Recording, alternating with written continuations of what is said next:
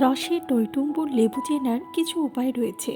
যেমন লেবুর খোসার অংশটিতে হাত বুলিয়ে দেখে নিন মসৃণ কিনা। যদি মসৃণ না হয় তাহলে সেটা না কেনাই ভালো, কারণ অমসৃণ খোসাযুক্ত লেবুতে রসের পরিমাণ কম থাকে।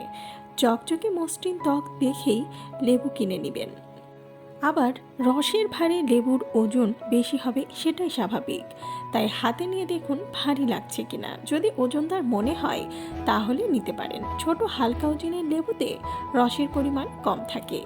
রসালো লেবু চেনার ক্ষেত্রে রঙও অত্যন্ত গুরুত্বপূর্ণ।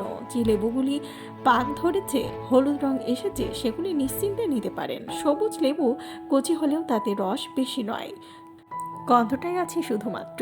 হাঁড়িতে চাল টিপে যেমন বোঝা যায় ভাত হয়েছে কিনা, তেমনি লেবুর গায়ে চাপ দিয়ে বোঝা যায় সেটা শুকনো না রসালো। রস থাকলে লেবু নরম হয়, কিন্তু শুকনো লেবু বেশ শক্ত হয়। হাতে নিয়ে দেখলেই দুটো অবস্থার ফারাক বুঝতে পারবেন।